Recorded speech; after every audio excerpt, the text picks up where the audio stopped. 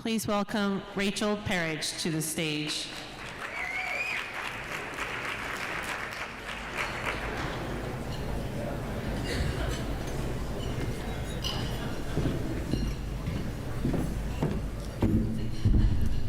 Can we give it up one more time for Banda and Coro? They were amazing.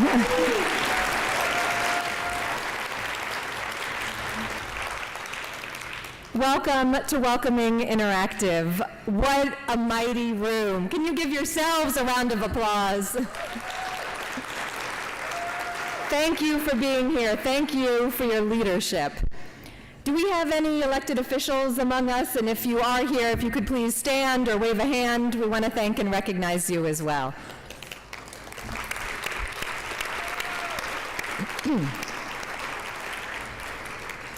To my Muslim brothers and sisters, I want to wish you Eid Mubarak.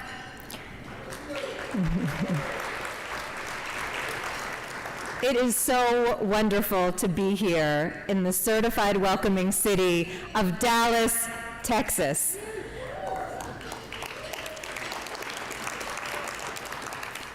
And I really want to thank Brian Larney for that beautiful welcome for us and for your prayers. I hope we are worthy of them. I hope we can be worthy of them.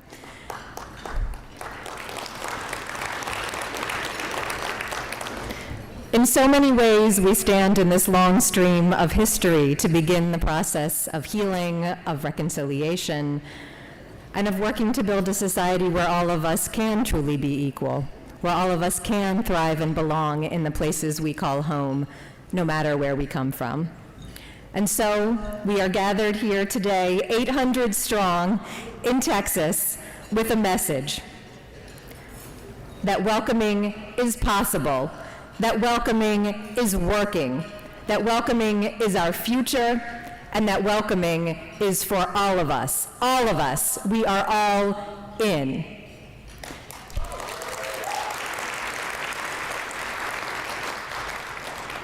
We're also a community here, and I really want you to feel that you're not alone, feel that we're together in this work. And in a moment where this work can feel so challenging, this conference is all about what's possible. And I really want to thank our partners with the City of Dallas for being such excellent hosts. I want to thank our sponsors, and a special thanks to our presenting sponsor, Walmart, as well as 1% for America, who is sponsoring this morning's plenary.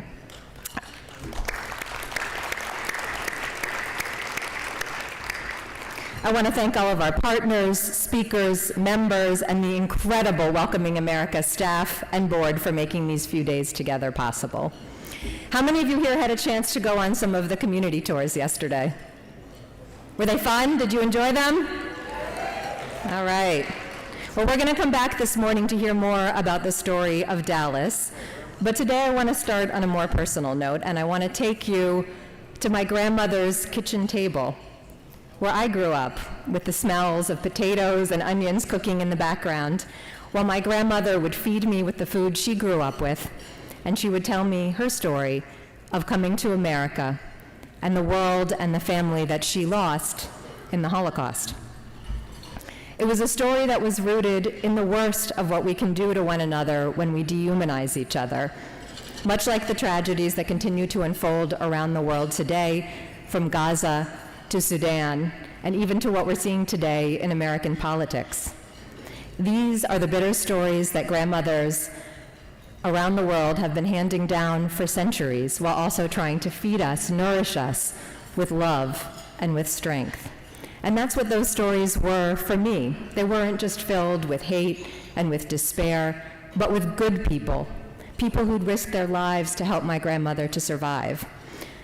I always knew that I wanted to be brave like my grandmother and brave like those people, the righteous people who stood up for their neighbors, who could tune out the propaganda just enough to understand that just because a regime had labeled somebody less than or inhuman did not make that true.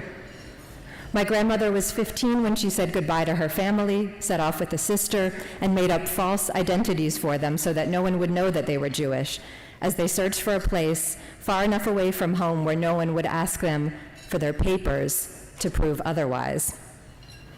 Years later, a group of migrant women from Central America heard my grandmother's story. "Oh," they said, "your grandmother was undocumented.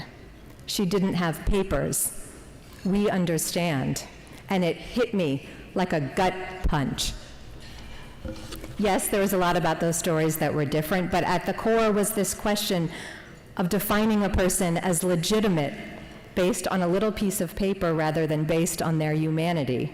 And there was something to that. And that something made me curious to learn about our history, to learn how in the era of slavery in the United States, slave patrollers would stop free African Americans on the road to ask for their papers. And if they couldn't produce their freedom papers, they would be re-enslaved with the full blessing of the law because that little piece of paper was more important than their humanity. After emancipation, after the 14th Amendment granted full citizenship and rights to anyone born in the United States, many southern states, including Texas, immediately started finding workarounds to keep exploiting people for their labor. They passed their own black codes, which restricted people's access to working, voting, and free movement, and under Jim Crow continued finding creative ways to use the law to strip people of their ability to be full citizens, fully equal. This second-class status and repression ultimately led to the Great Migration, the movement of more than 6 million Black Americans out of the South, which then gave rise to the civil rights movement that made it possible for so many people, not only here in the United States, but around the world, to imagine and to fight for equal status, including Indigenous Americans who, despite being the original people of this land, were not granted full citizenship until 1924, full voting rights until 1965, and who still struggle for their rights and land to be fully honored. When large numbers of Chinese immigrants started arriving in the United States in the last century to build our infrastructure, Congress responded by passing the Chinese Exclusion Act. That act set up a legal framework to use race and origin to exclude people from entering the United States. But it also created a way to categorize people already here based on different levels of legal status. The law explicitly prevented Chinese Americans from ever becoming U.S. citizens, making them constantly vulnerable to deportation, like so many immigrants living today with temporary forms of status. And it required that they carry at all times special ID cards, a little piece of paper that defined their second-class, unequal status. So that when, fast forward to 1930s Germany, Adolf Hitler and the Nazi Party were looking for a way to create a legal framework to deny Jewish people, and later Black and Romani people, of their basic rights and protections, it was this American creation of racially based second-class citizenship that became the inspiration for the Nuremberg laws, the inspiration for enshrining in law a hierarchy of human value. And so that when late last year the state of Texas passed Senate Bill 4, the latest in a long line of Show Me Your Papers laws, that law represented just another chapter in this ugly playbook used to define people by their so-called legality, by their identity as other rather than as us. We are a nation of laws, a nation with a border, a nation with customs and norms, but no piece of paper can confer our humanity and rights. We are born with those. As our own founding documents say, we hold these truths to be self-evident, that all men are created equal, endowed by their Creator with certain unalienable rights. Our humanity isn't rooted in our status. Our status is rooted in our humanity.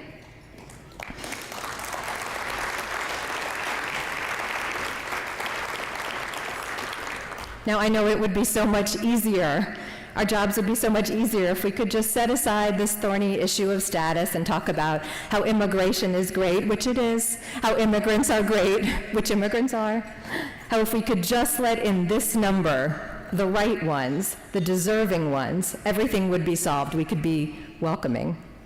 But if at the root of this immigration debate is the question of who is entitled to belong, who is deserving of basic rights and freedoms, we will never change the game if we keep just reshuffling the cards.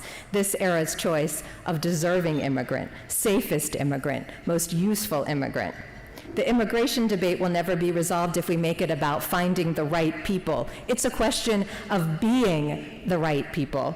It's a question of seeing each other as people above all else. Recently, I heard the mayor of Lampedusa, Italy, say, "When a migrant child washes up on your shore and needs medical care, you don't stop to ask him for his paperwork." Now, I understand it's not always so simple, that we are challenged in this work because this is an issue and a history that many Americans don't know, because our communities are being deliberately fed narratives day after day, told that they should be afraid that someone else is about to take what's rightfully ours, that our safety depends on defending and resisting the invasion, the great replacement, that safety and power can only come from an exclusive, gated society, whether that's a segregated neighborhood or a country that draws up its bridge to the world or only offers entry to a select, safe few. Right now, whether we want to be or not, we're competing with this vision as it pits the next generation of immigrants against the last one, immigrant against US-born, and then uses this fracture, this manufactured competition, to undermine policies that could better support all of us, help all of us get to the safety, agency, and well-being that we all deserve, regardless of race, origin, class, religion, ability, age, gender, or gender identity. We will be safer and more powerful when we stop letting ourselves be divided. We will be safer and more powerful when we cooperate to solve problems instead of making each other the problem.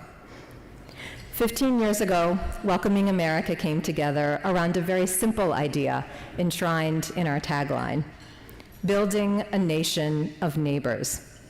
Seeing each other as neighbors, being good neighbors, is how we get to safety, agency, and power that doesn't fall back on our worst fears, but leans into our strongest values. Around the world, we have these traditions as simple as sitting at a table together, exchanging stories, sharing our food and ourselves, building our trust in each other, reminding ourselves that being a good neighbor has nothing to do with our identity, whether we've just arrived or have been here for generations. And this isn't some theoretical idea. This is the work that those of you in this room are doing every day to chip away at these myths that some of us are simply better than others, more deserving, and to create policies that make it easier for all of us to thrive and to belong in the communities we call home. This is the welcoming way. This year, Welcoming America celebrates our 15-year anniversary, and we've just published the first ever State of Welcoming, which chronicles how the vision of a welcoming community has spread around the world as a mighty force for good. Today, we're linked,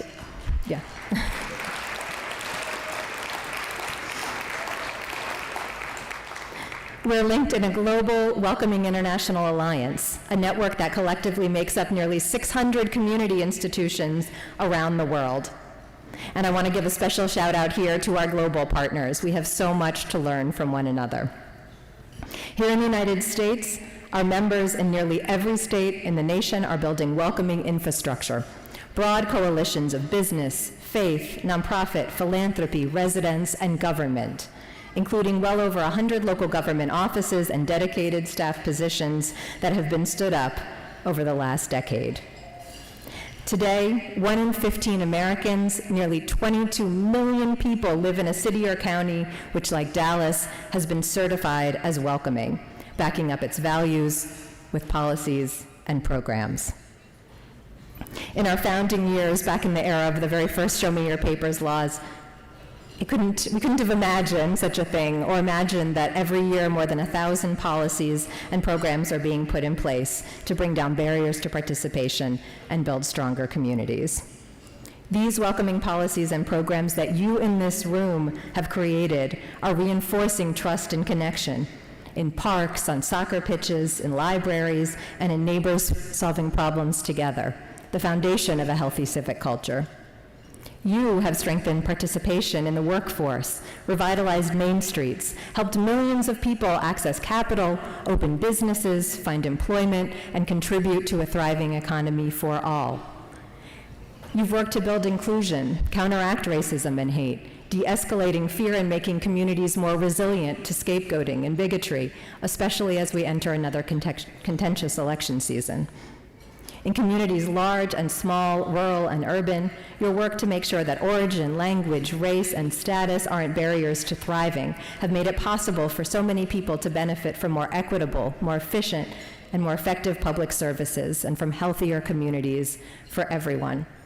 Your work to help more people in the community participate in civic life as volunteers on boards and commissions, to naturalize as U.S. citizens, have helped strengthen our democracy. And especially in the most challenging moments when it comes to our immigration policy, you've shown again and again that local leadership matters, that cities and towns are often the first line of action and also so often the last line of defense. I hope you'll read more about State of Welcoming. You can look to the cards that are sitting at the table in front of you and see the incredible arc of progress that you've made these last 15 years, despite many challenges. Which brings me to the topic of the so-called migrant crisis. Today, there's a lot of talk about a migrant crisis, not only at our border, but in our nation's cities. And certainly, it's a challenging situation when thousands of people arrive, especially without being granted the status to work. But I reject this idea of a migrant crisis because the crisis isn't migrants. This isn't a crisis of migrants, but a crisis of our democracies to deliver on the promise of equality, both for people already here and those fleeing conflict, inequality, and climate change around the world. It's a crisis for all of us who are counting on the ideals of freedom and equality to win.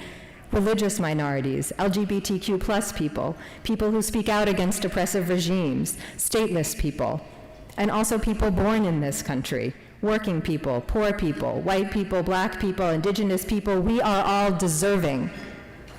If there's a crisis, it's a crisis of leadership. We need leaders, just like those of you in this room who remind us that incorporating new people is challenging, but it's also possible, and we don't have to sacrifice our values or treat people as subhuman for all of us to get to a place of safety and security.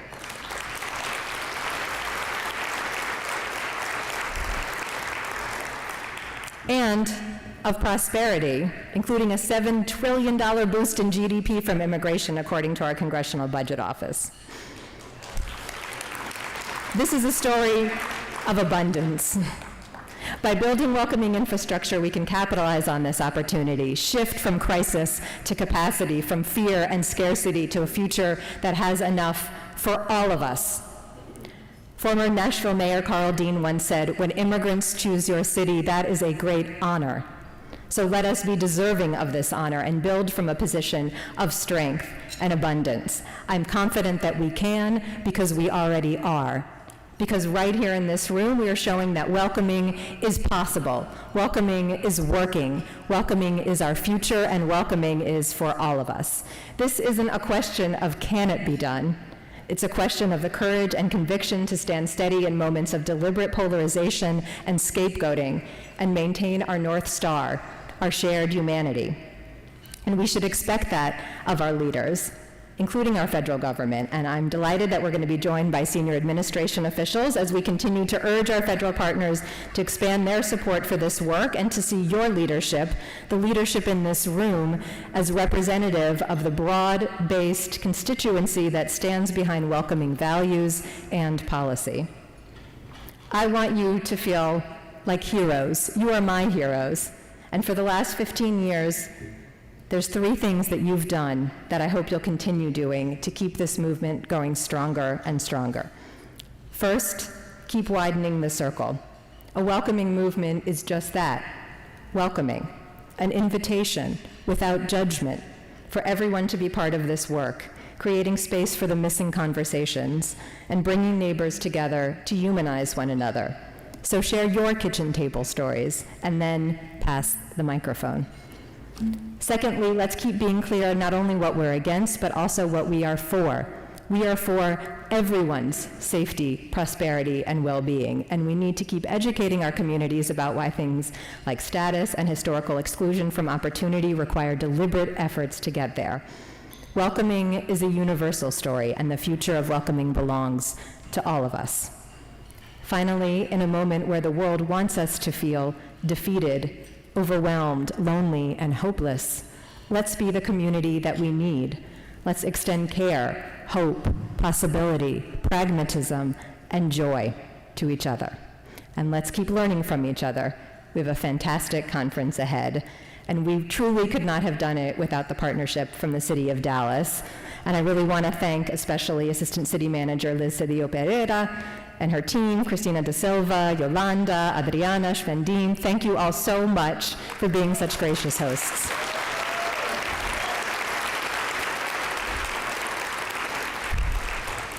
We know this work requires support and championship, and it's really my pleasure now to introduce someone who is continuing to champion this work from the City Council.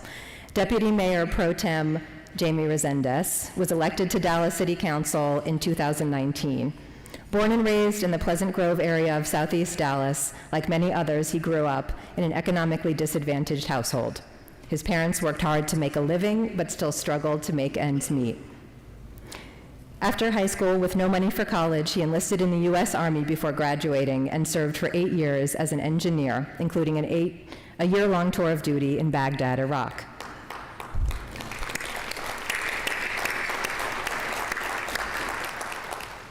The realities of war made him really appreciate our country and the opportunities it affords.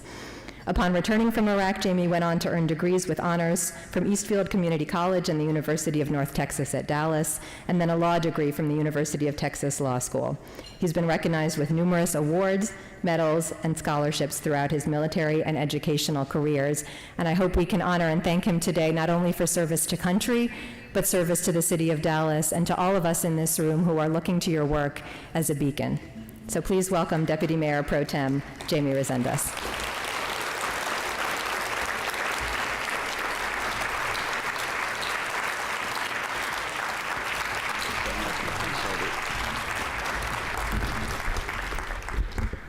Good morning. Buenos dias. Good morning. And welcome to Dallas for the 2024 Welcoming Interactive. It's an honor to have you here in my hometown, which was recently recognized as a 2023-2024 All-American City. Yes, please.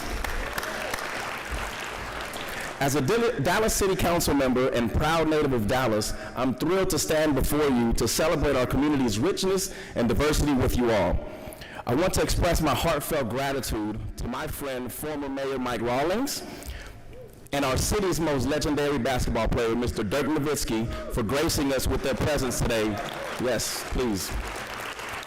Their participation adds significant value to our event. In Dallas, immigrants aren't just a segment of our population.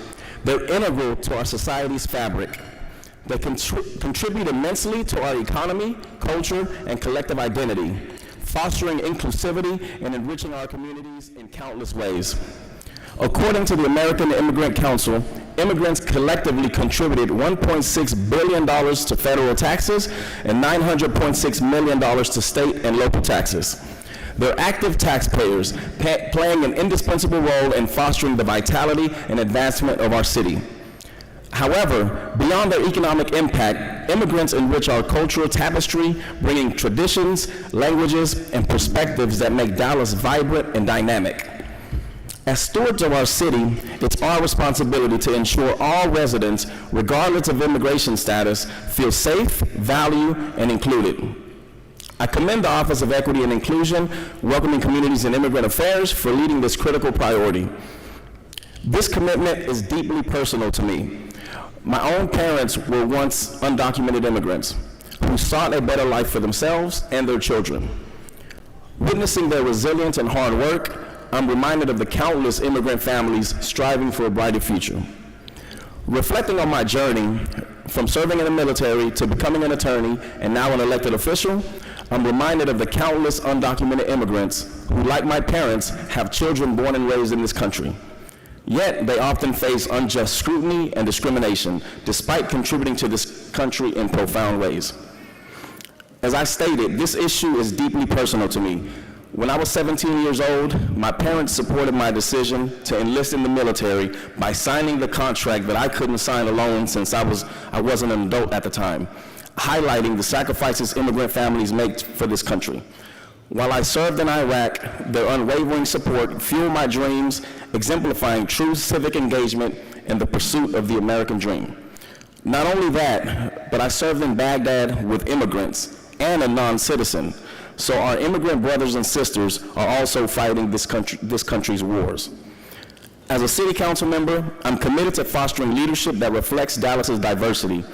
That's why I propose a resolution to ensure equitable access for non-citizens to serve on Dallas city boards and commissions.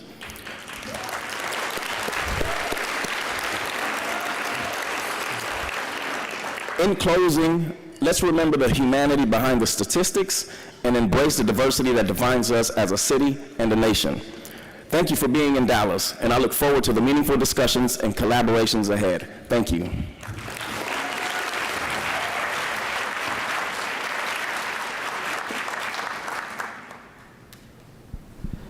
Please welcome Liz Cedillo-Pereira to the stage.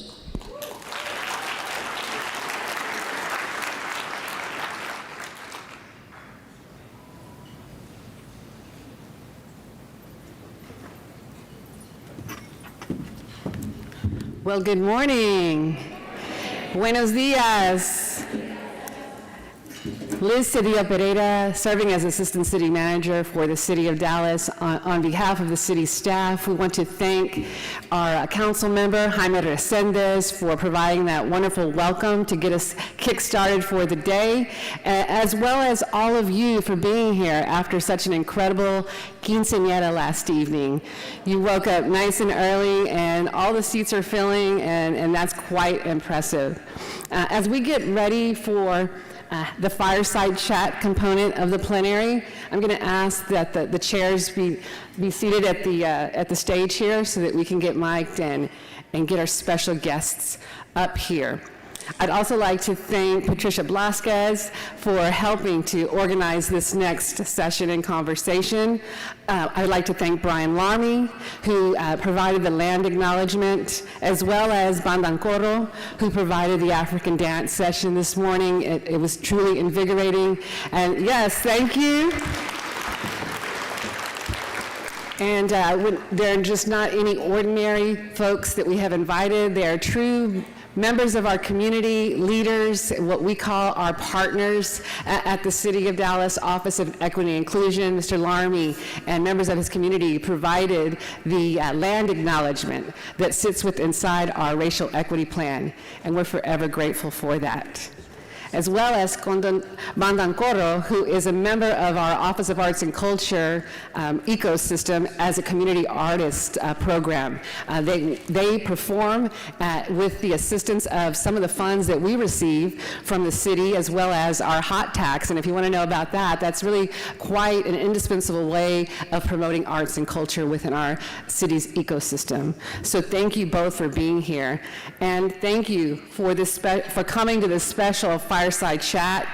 Today we have the distinct honor of hosting a conversation between two remarkable individuals who have exemplified leadership in their respective fields and have been instrumental in promoting inclusion inside the city of Dallas and beyond.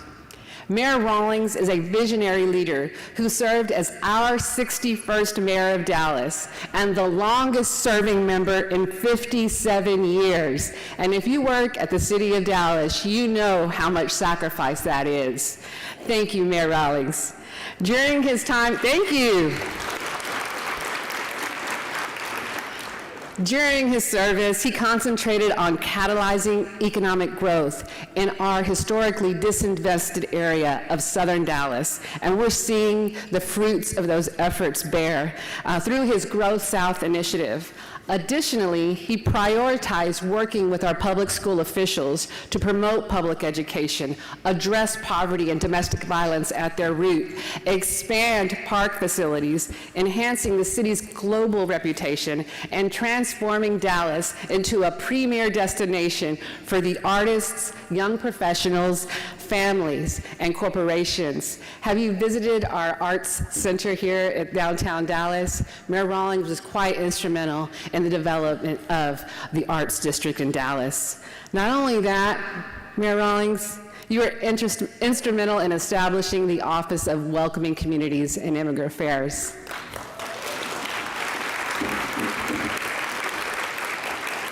Mayor Rawlings championed initiatives like the Be Golden initiative, demonstrating his commitment to building a city that practices the Golden Rule and celebrates its diversity. I think we have a slide of him in action. There you go. Oh, there he goes. And we would put him oftentimes on the podium to promote and use his platform to provide a voice and a champion for welcoming within our city. And that lasting legacy exists today, and it's the reason why we have invited him, because he believed, like many of us believe, that a city should build a practice of the Golden Rule and celebrate its diversity, that all people should be treated with the same humanity that we would like to be treated. So with that, I'd like to call Mayor Rawlings to the stage.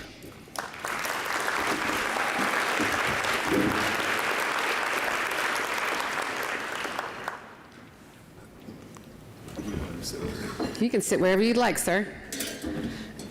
And now, please join me in welcoming the Dirk Nowitzki, 14th-time NBA All-Star.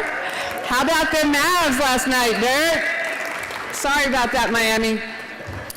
As the only player in NBA history to play 21 seasons with the same franchise, our Dallas Mavericks. You see why we love Dirk in Dallas? Nowitzki led the Dallas Mavericks to their first NBA championship in 2011 while taking home final MVP honors.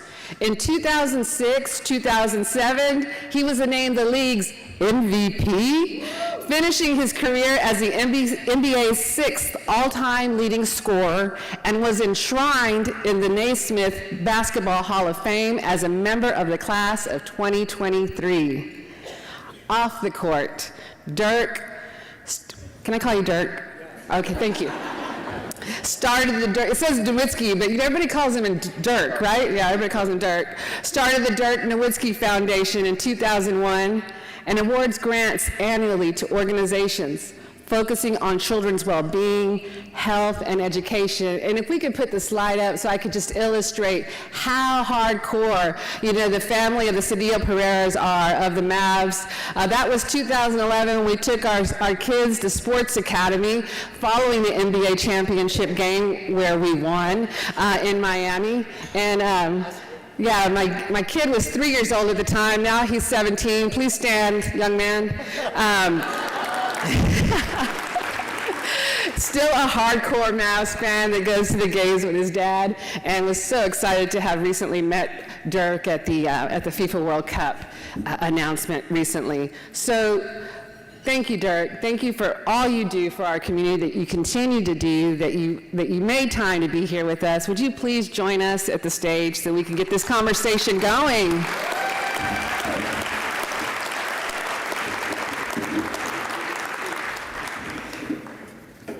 Awesome.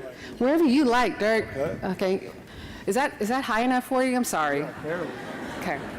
You want to sit here? I'll sit back. Yeah. Stand next to me. Right? My time will be close. Is this on? Yeah, I can hear me. Thank you. Thanks, everybody. So my first question is to you, Mayor Rawlings. Mayor Rawlings, can you tell us more about your compelling why around welcoming? All right. First of all, every time I sit up. Hello? There we go. Here we go. Live. Here we go. First of all, it's an honor to be here with you. She says I helped start the office of that she runs, okay? But I didn't. She did. She came. We knew each other before I was elected, and she came back from a trip to Europe and sat down in my office. Or no, we had breakfast. And she said, "This is what you need to do," and I'm just the person to do it, okay? No, she did, and she was right on counts, okay? What you've done for the city and for our community is remarkable. So thank you. You sound like my husband, who has a really different story of how we met. Okay. It's true. Okay. It's true. We'll go with that. And second, I just love being here with Dirk. Dirk's story it epitomizes the whole issue of welcoming. He and his wonderful wife, who I know he'll talk about in her background as well, is remarkable. There are two mega heroes in the city of Dallas, okay? For you old geezers like me, Roger Staubach, okay? He's at another level. Yes. And yes. Dirk Nowitzki.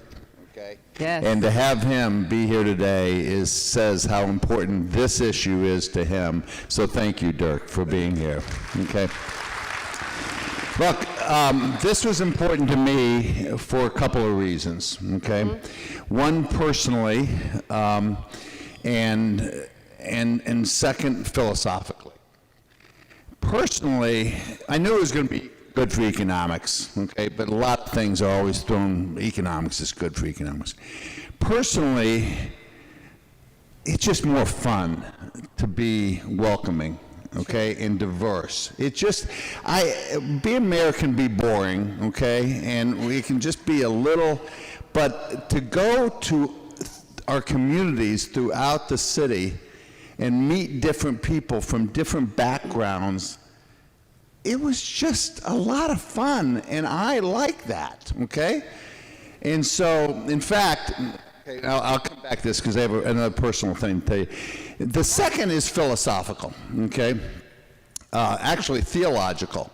I learned a long time ago, the Jewish theologian Martin Buber wrote a book called I Thou, some 60 years ago.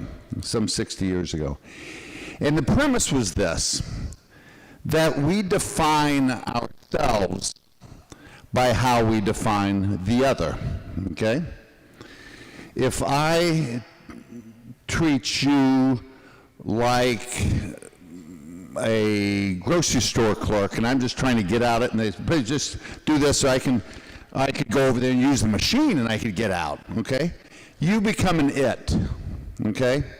And the minute it becomes an I-it relationship, I become an it too. That's what happens. You don't become better, you become an it, an object in this world. But if you treat other people like they're divine, you treat them like a thou, okay? Then you have an I-thou relationship. And what happens is not only does that person feel better, but that part of God in you comes out. Okay? This one. That part of God in you comes out, and you become more divine.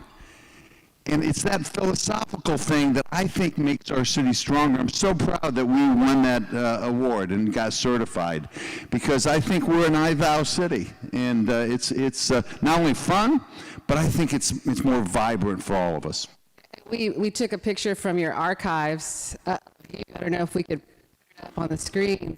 We have it here with Mayor Rawlings. It was happening when some visitors at the DFW airport were detained without reason. And I think that was a perfect illustration of you seeing the divinity or the humanity in individuals. That was a crazy night. It really was. Oh, but I got to tell a personal story. This All right. is real for me. My daughter, 35 years old. I'm sorry, 42 years old. 42, just got married. I'm sorry. What's going on? There we go. You got to Is that hold better? it. You got to hold it close. Give me the one that works. Got married in November. Got married to a man that was in Romania. Wait, you can't.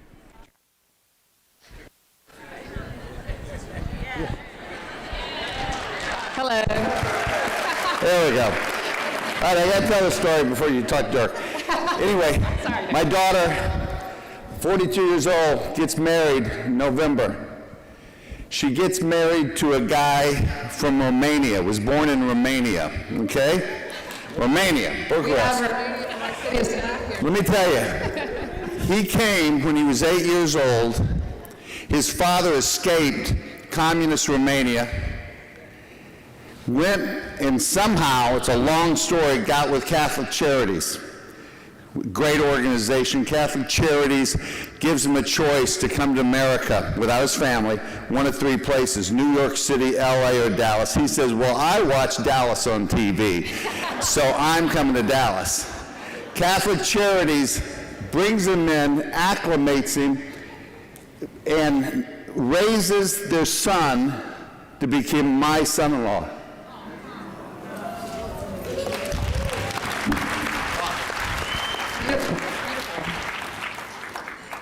That's a beautiful American story.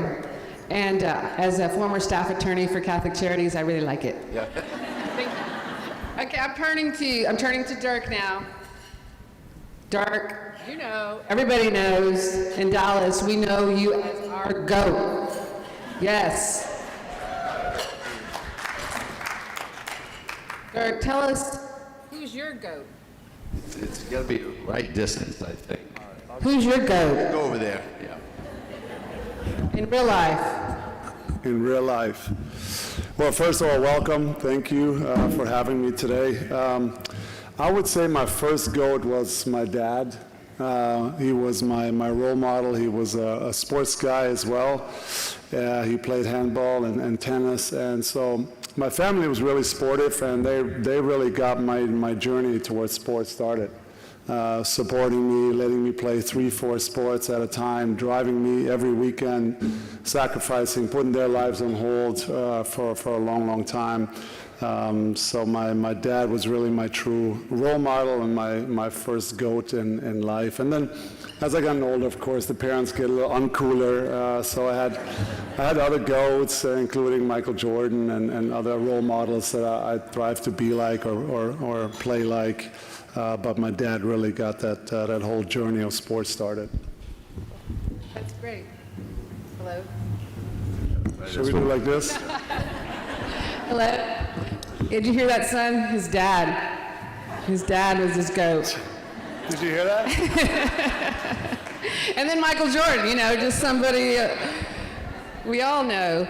But there's a lot of next-gen leaders in our Welcoming Interactive, which is super cool about the Welcoming America movement, is that we have all kinds of generations here, and you can all feel comfortable about being a part of this movement. But a lot of next-gen, which I get super excited about because, you know, they are the leaders, the coming up leaders, and we have to invest, you know, in them. We have to support them, their dreams, their aspirations. Dirk, can you speak to them a little bit? You came here when you were only 20. I mean, to think about it, wow, you were just a baby, really, from Würzburg, Germany. How was that like, you know, coming to Dallas, and did you feel welcomed?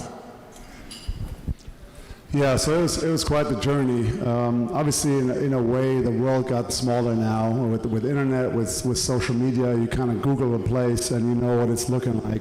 We didn't have that back in the 90s when I came here, so I had no idea really what to expect. And Mayor mentioned the show Dallas. My parents was watching Dallas, and so that's what I thought I'm going to run into here. Cowboys. Ranches everywhere, and then when I first got here, I was shocked. This is actually a real city. There were skyscrapers, and it was a lot bigger and than I had ever dreamed of or imagined. And so there was a little bit of a culture shock for me. I lived with my parents the first 19, 20 years before coming here, so you know, it was hard. It was difficult at the beginning to kind of get going. But I gotta say, the city of Dallas, the people of Dallas were wonderful to me from the beginning. It's almost like they wanted me to feel welcome. They wanted me to succeed. Every time I went somewhere on events or during the game, I got a standing ovations, and I just felt this loyalty and support that I'll never forgotten. And so, always when you come later down in my career, I always wanted to pay that loyalty back that I received when I first got here, and so I always owe the city of Dallas and the people of Dallas how they wanted me to succeed and pushed me to stay here and become the player that I became. So thank you to Dallas for raising me. Yes, and and welcoming me. And I feel the people of Dallas and Texas are always welcoming to everyone. And so I was in a great position to feel that myself. And now this is my home. I've been here over 25 years now. We're raising our kids here. And we do travel a lot. So Mayor mentioned my wife. My wife is half Swedish, half Kenyan. So her mom was from Kenya. Her dad was from Sweden. They met in Kenya when her father was working there. And so we have a diverse background in family. We want our kids to travel the world, see different cultures and speak different languages and get to know people. And so later on in life, when they're thrown in anywhere, they can adapt. They know cultures and languages. So yeah, that's our family story, and we're happy here in Dallas. Hello. Yes, thank you. That's a beautiful story, Dirk. And to point out your relationship with Dallas, I mean, I think it's reciprocal, right, Dallas? Because Dallas loves you right back. And if we could show the picture of Dirk while he was being named the Dirk Nowitzki Way outside of the American Airlines Center, just to show you a little bit about how much we really like Dirk around here. I don't know if you can see it right there, Dirk. Yeah. That was a special day. It was very cold, right? Yeah, it was cold, it was chilly, but what an amazing day. Honestly, I mean, when I first got here, I didn't know what to expect. Am I going to make it in this league? I came straight from Germany. I didn't go to college, so I wasn't sure whether I was good enough. And then 20-something years later, to have a street named after me, to have my jersey retired, and I have the key of the city that Mayor Rawlings gave me. Oh, I didn't. that was not planned. So he's taller than I am. Yeah. So it's just been an amazing journey for me on and off the floor. And like I said, I grew into this community, and I'm so happy to be here. That's awesome, Dirk. Sorry. Yeah. Now we're going to turn to questions for both of you. So whoever wants to jump in first is great. So what are some of the values you spoke about and some of your experiences that have motivated you to get involved in supporting your community? You had a nice career before you decided to become a public official, and especially a more inclusive one when it comes to immigrants. You didn't have to get behind championing the Office of Welcoming Communities and Immigrant Affairs. You want to start? Yeah. Well, first of all, I think it's a personal question that we all have. How much do we get and how much do we give? And I had gotten out of whack. I'd gotten way too much out of this city and not given back enough, okay? That didn't mean I didn't help with our stew pot and do things throughout, but I really hadn't. It was about my career. It was about personal, having a great life. And I came to a point that said, this has got to be my moment where I decide to give back. I'm not a professional politician. I didn't do that early in my life, but I had reason to do that. And really, my son called me on it. You can make a difference with your parents. Because I had always told him, he was an athlete, I said, it's not about you, it's about the team. It's about other people. It's about other people. It's about other... And some people asked me to run, and I said, it's not, I said, I just don't want to right now. And he basically, through a very clever way, said, Dad, it's not about you, it's about the other. It's about the team. What's the right thing to do? Called me on it, and I really had an existential moment and decided to do that. I'll tell you, the welcoming community thing was just a natural growth of what Dallas is.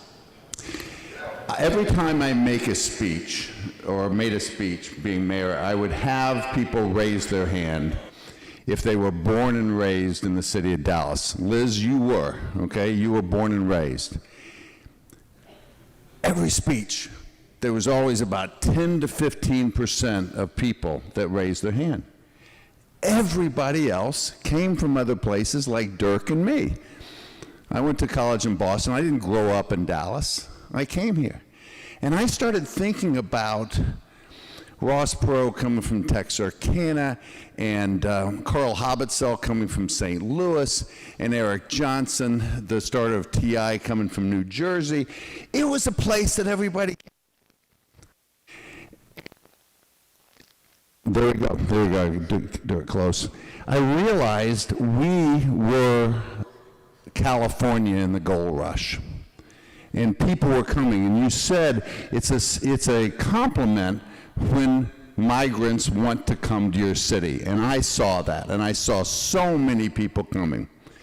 So the key is, how do you harness that in a positive way, making sure that we're all safe, make sure we all have the same dreams, and run it correctly and harness it, and that's why we did that. The first thing you got to do is say, hi, welcome to Dallas.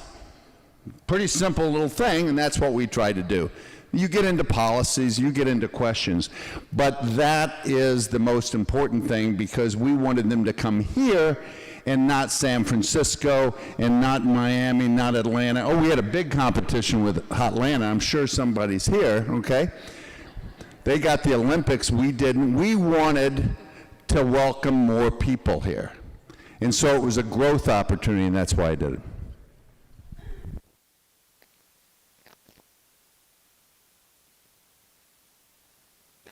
Hello? Here we go.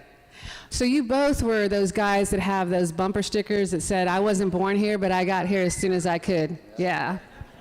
It's pretty cool. As a person who's born and raised, and parents born and raised, I always find it quite extraordinary for people who come here and make their lives here and settle here and stay here. Dirk, I'm super excited that your family's here and that they're Dallas Texans, and that we get to have you as part of our tapestry here in Dallas. I'm going to turn this next question to you first, Dirk. And in her opening remarks, Rachel talked about this idea of being a good neighbor. And we know sports and food and music, they can be meaningful ways to bring people together. And how have you seen that coming together? How do you see creating deeper connections, both on the ball court and in your personal life? Well, I always thought that sports brings people together. That's the one thing, obviously, I know and related to. I lived that life, and I played, basketball,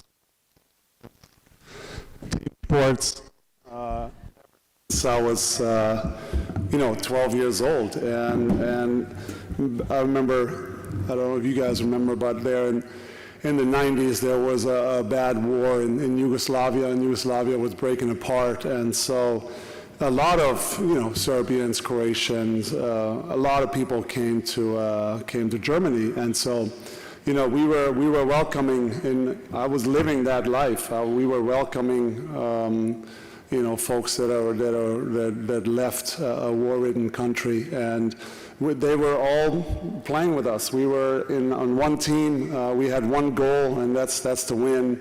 The folks were getting on the German national team. I remember on the German national team, we're such a diverse group, even as a junior.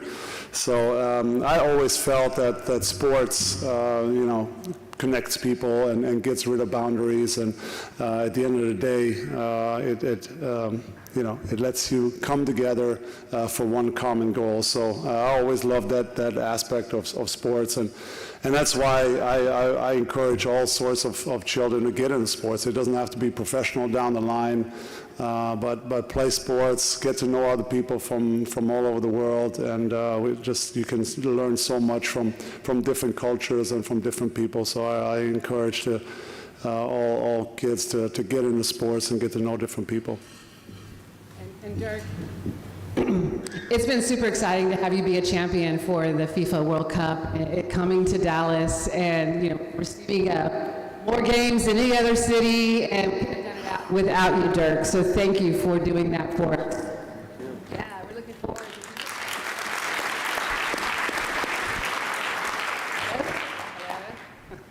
Hello? Hello? so looking.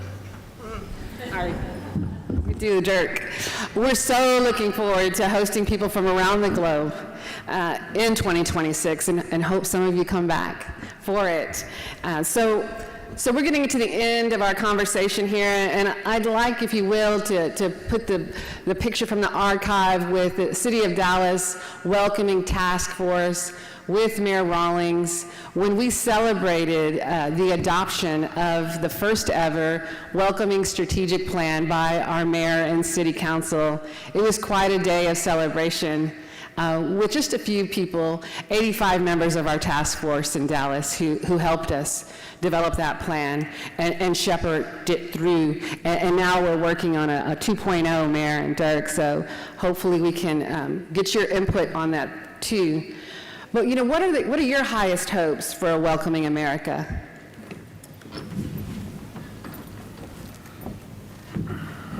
You know, I had a moment that was very moving to me, and so I wish this for America. It was around Christmas, and we've got an area called 5 Points where, I don't know, how many languages are spoken up there? Well, 90 languages are spoken in Dallas. Yeah, okay, but I mean, and most of them are right there in that couple of mile territory, those 90 languages. And it was a Christmas event, a holiday event, and I went out there, and it was a little pathetic piece of land. It was somebody had knocked a building down, and it was their community kind of park. And some old trees had been hit by storms, and a philanthropist had put up lights on all these old dying trees. Kind of sad looking place. People were there, and bands like we saw earlier, and mariachi bands and everybody were kind of getting together. And I saw 4 little girls over there in the corner by the stage, and they were just going at it a mile a minute. And I went over there and introduced myself. They didn't really care. They were about 10 years old. They didn't know who I was, and it didn't matter to them. It was kind of bothering them.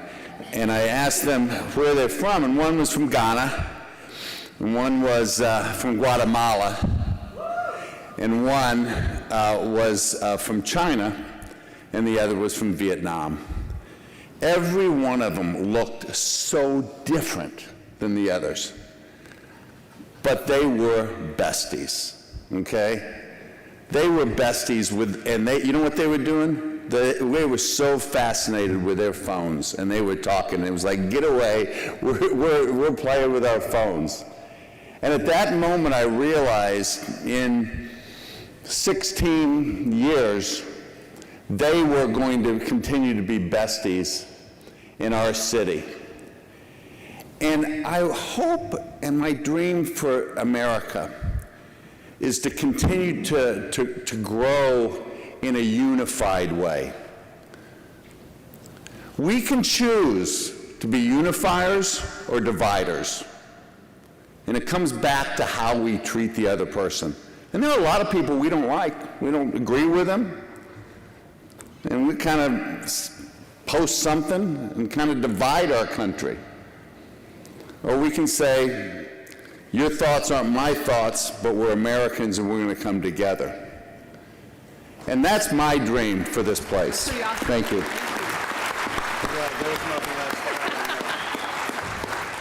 Dirk wants to ditto that, I think, right, Dirk? That's pretty profound. Well, he was a philosophy major, right? Okay. We'll leave it with that. That's pretty deep. Well, thank you both. Thank you, Mayor Rawlings and Dirk, for sharing your insights. You know, we have this welcoming task force. If you show them on the screen one more time, if you're on the welcoming task force for the City of Dallas, if you helped us do all this work, would you please stand where you are? Yeah. Including city staff. City staff. Thank you. Stay standing, please, if you don't mind, because I'm going to ask my helper to come out here and help me to thank both of these distinguished gentlemen for being here with us, for their championing of this important work, and for making Dallas a welcoming city for all. We could not do this without you, and for that, we wanted to name a street after you both, but we don't have that power, so we're just going to give you a street sign. Come on now.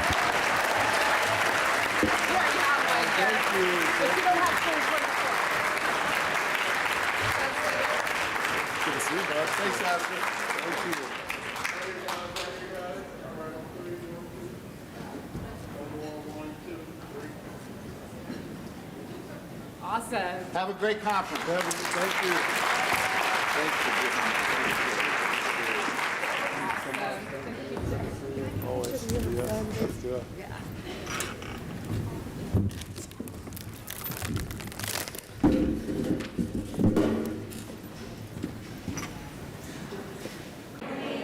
All right, I think we can do a lot, not a little, a lot better than that. Let's try it again. Good morning, everyone. There we go. And so grateful. I think they left the stage, but just want to give another round of applause for the wonderful fireside chat that just happened. So as mentioned, my name is Dr. Lindsey Wilson, and I serve as the Director for the Office of Equity and Inclusion, inclusive of our Welcoming Communities and Immigrant Affairs. Our mission is clear. It is to advance social justice, equity, welcoming, and inclusion so that all our Dallas sites can thrive. I would like to take a moment to invite each of you to stop by our table outside the doors to learn more about the vital work that our office does to establish a welcoming, equitable, and inclusive Dallas. We also are giving out free shirts and have a raffle, just for a little incentive. And before I introduce the next panel, I want to take the time to thank Welcoming America for their partnership, as well as my leadership, T.C. Brodnick's, Assistant City Manager Liz Cedillo-Pereira, our peer directors who are here, the Office of Arts and Culture, and the Office of Equity and Inclusion team. I'm particularly thrilled to be here to introduce the next panel, Getting the Job Done, how immigrant communities contribute to the thriving economic landscape of Dallas. It's a topic that is central to our city's prosperity. I would also like to thank the American Immigration Council for their support in updating our latest brief, New Americans in Dallas, Local Economic Contributions. Their research continues to be vital in shedding light on the critical role that our immigrant communities play in our economy and will be featured as a part of this next panel. So you all should have gotten a handout here with the QR code that links to that report. And now, it is my honor to introduce the moderator of our next panel, Nicola Longford, who serves as the CEO of the 6th Floor Museum at Dealey Plaza.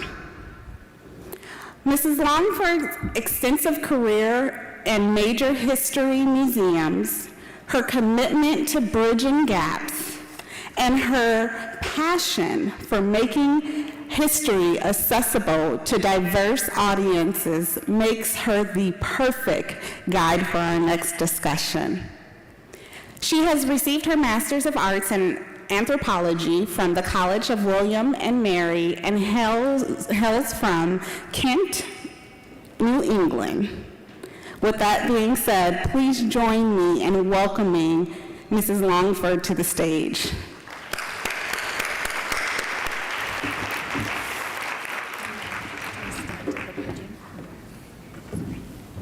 Good morning, everyone. Thank you so much, Dr. Wilson, for your very kind introduction. Today is so exciting. It's a wonderful, inspiring morning, and today we're going to explore invaluable contributions of immigrant communities and the contributions to the vibrant economic landscape of Dallas, and this truly is a welcoming city. So I'm going to now introduce our esteemed panelists. Joining us today are Mita Guha, Dr. Maria Mosomi, and Jorge George Balbador. Please come up.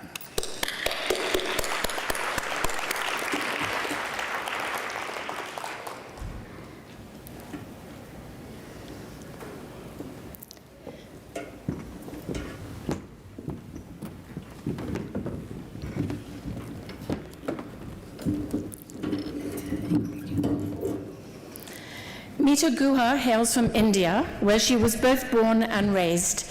After relocating to the United States in 1985, Mita dedicated herself to raising her two boys before embarking upon an entrepreneurial journey in 2005.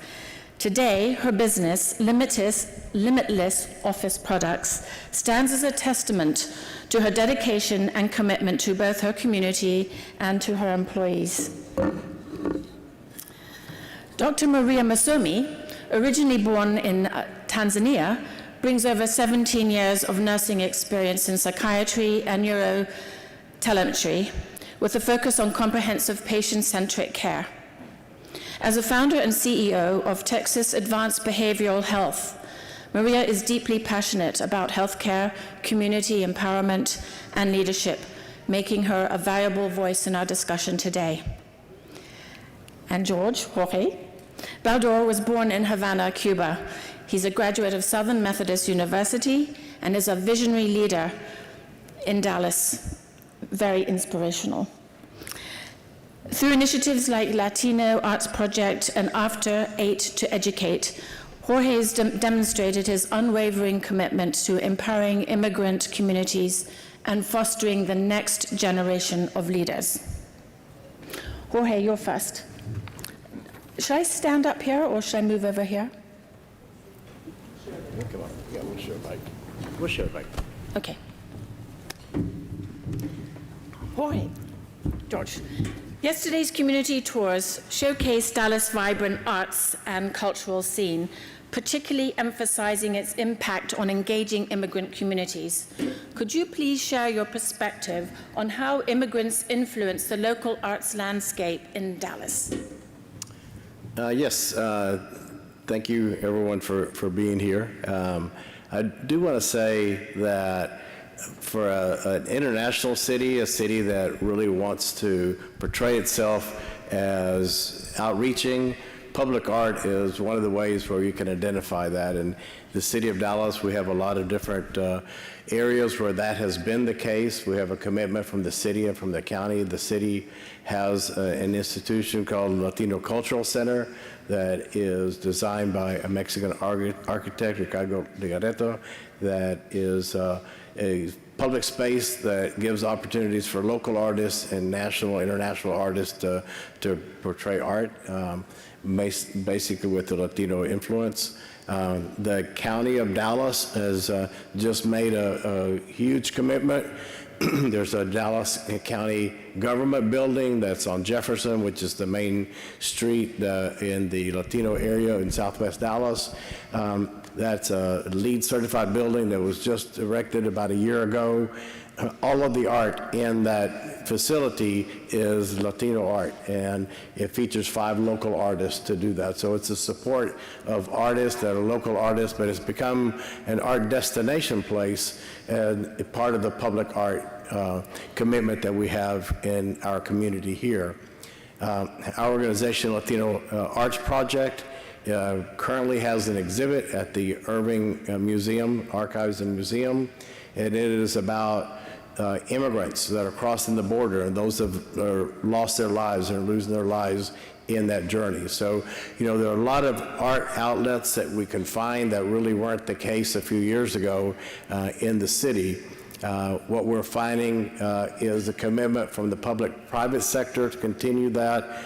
Just this last weekend, we had the dedication of a public mural sponsored by the Carter Blood Care, and with the artist, the local artist, Jesus Alba, and that is a way to show the community the importance of healthcare and the commitment of being a blood donor.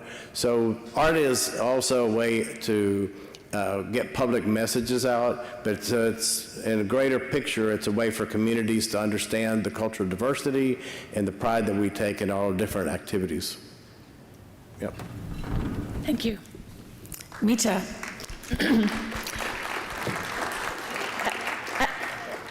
Yes, all right. As a business owner, what has been your experience working with the City of Dallas? Well, thank you everyone for inviting me and listening to me. I am an immigrant that came to this country about 38 years ago. Like Nicola said, I had my personal commitments to my children. I raised them, and then I started my business. It's office supplies, very mundane.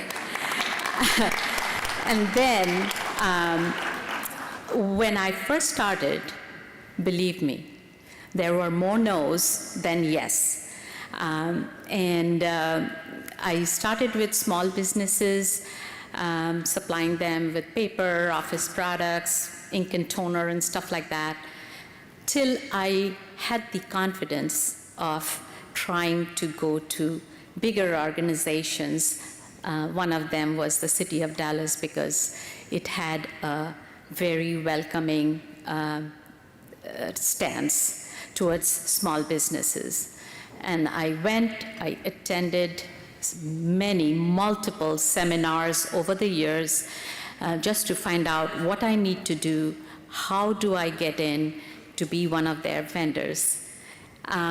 It took me, I would say, about 5 or 6 years to listen to them, take notes, follow through with what they want, till I think right before the COVID hit, City of Dallas called me and said, hey, we have decided that you would be our only minority woman-owned vendor for office supplies. It was a great day for me. And then the COVID hit, and the city called me frantically saying, we need PPE supplies and cleaning supplies and stuff like that. And you wouldn't believe, when all small businesses shut down, the city helped me with the business, grow my business, because I sent them truckloads of PPE supplies and water and all these kinds of things. So that's how I got started with the city. And then over the years, I grew with them. So you have asked me how the city has helped me grow my business. There were 2 aspects to it. Yes, the financial aspect, yes, it has been very good for me. But the other aspect that I should mention is that I would say 90% of our employees are immigrants, and probably most of them are from the underprivileged areas of the city. We train them. We kind of make them confident, because they, these women are very insecure. So we build the confidence in them so that they can serve the city. And today, my employees are serving the City of Dallas seamlessly. They are on it. When the city asks for something, they get the stuff by next day. And so it has taught not only me, but my employees who are part of the Dallas community, that it can be done, and the city was a great help for me. Thank you. My next question is for Dr. Mosomi. You were featured in the American Immigration Council's report, New Americans in Dallas. In the report, it is noted that healthcare access is a pressing issue for many immigrants here in Dallas. How can we better understand and address the healthcare needs of the immigrant communities? Thank you. Thank you so much. First of all, I'm really humbled that I got the opportunity to share my story. There are many stories out there, amazing stories of immigrants that have overcome many different things. Healthcare is a passion for me. And as we all know, that healthcare access is still a struggle in this country, but you can only imagine how healthcare is in many other countries where most immigrants are coming from. There's a couple aspects to look at. When an immigrant comes to the United States, a lot of times they have been sponsored by their families or a whole community for them to make a way for the future, for their families and for their communities. Then they come to this wonderful country or the city of Dallas, and they're isolated from their families, which means a lot of them may suffer some depression and anxiety, and then they have to look for access of care. So when an immigrant is here, a lot of times, and I'm saying they, including myself, when I was younger, they're looking for ways of how they can get health care, but they also have to look and see how that can jeopardize their status, whether they've come here with a scholarship or maybe they're undocumented. So a lot of times healthcare access becomes a great challenge for immigrants, whether to go to the ER or not, whether to seek services for mental health like depression or anxiety. It becomes a challenge because there's fear. Some of the boundaries that a lot of immigrants may face is fear, lack of education about the rights that they have, and even the lack of the language barrier. So imagine you may have someone who's brilliant, who has come with high hopes, and they're here ready to survive and make a difference, but then they are met with life's challenges. It may be an emergency situation where they need to go to the hospital, or it may be a situation where there's loneliness or anxiety being immersed in this big country. So a lot of times immigrants wait until the last minute to seek healthcare services. Now, I thank God for this country and for this city, because when you compare the healthcare system here to many countries out there, we are blessed in having one of the most amazing healthcare systems out there, and the technology that is here. And most immigrants, when they come here, they come for a better life, which also means better healthcare access and opportunities. So some of the ways that the city and even the state of Texas, I know that the Texas Department of Health actually has immigration healthcare rights facts.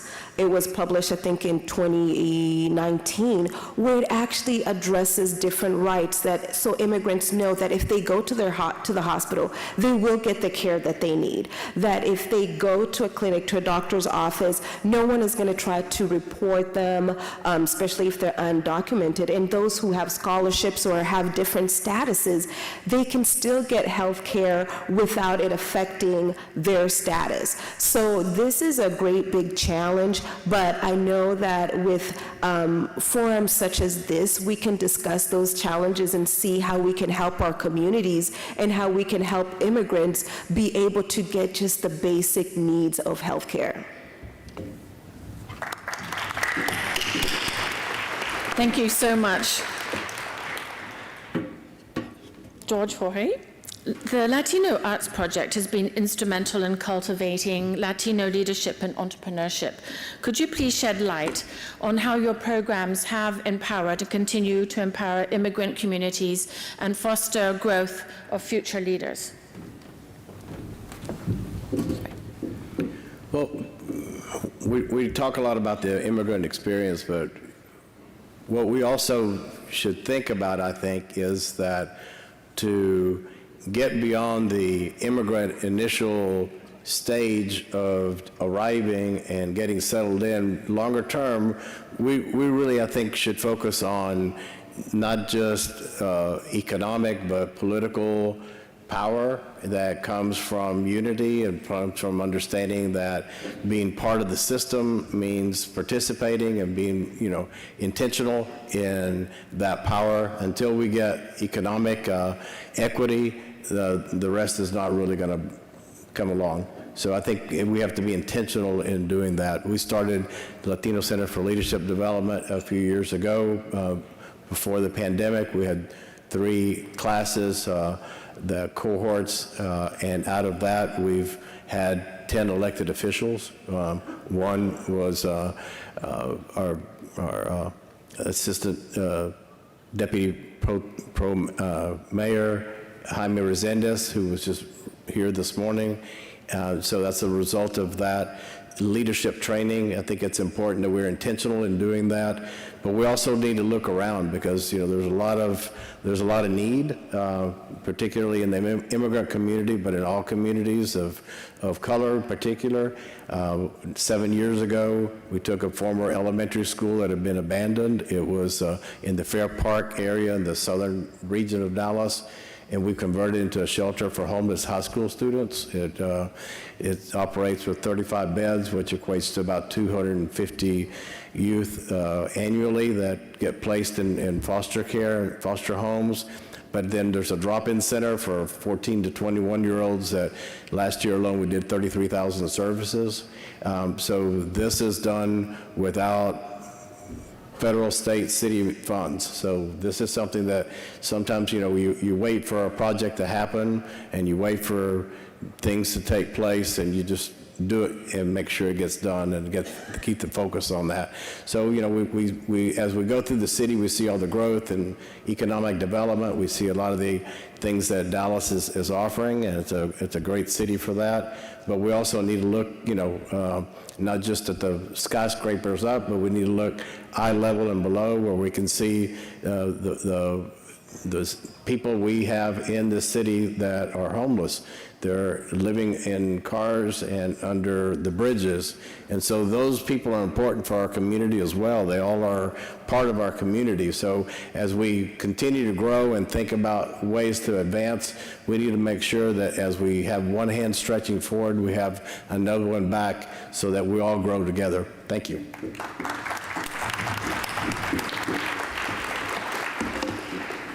Unfortunately, we're out of time, and this concludes our panel discussion, Getting the Job Done, How Immigrant Communities Contribute to the Thriving Economic Landscape of Dallas. I'd like to thank our esteemed panelists for all the contributions, your perseverance, your resilience, and making dramatic change in this city. Dallas would not be what it is today without the work of communities. I'm an immigrant as well. I came here from St. Louis via Virginia via England, but I've met so many wonderful people here, and I've stuck here because I believe in the dramatic change that this town, this city is making, not only in the state of Texas, but across the country. So thank you all so much.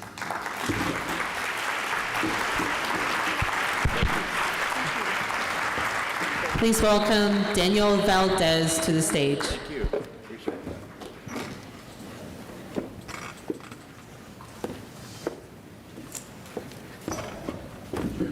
All right, good morning, everyone. We will be letting you out in just a few minutes. I know we're running a little behind.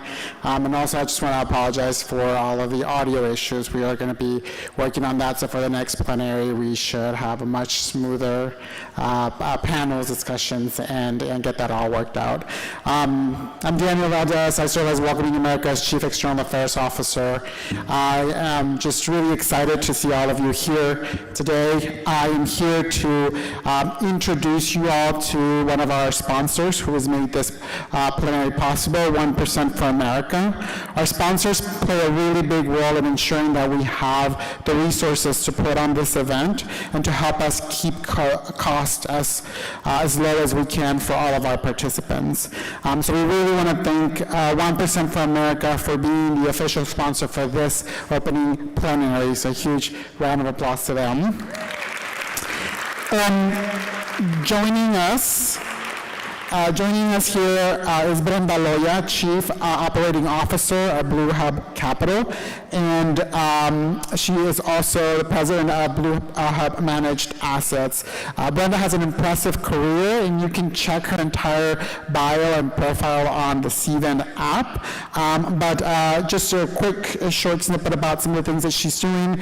Brenda works in a number of different organizations. She is a member of the board of directors of the National Nonprofit Finance Fund and MASA, and the vice chair of the board of directors at the Raza Development Fund. So please welcome Brenda Loya.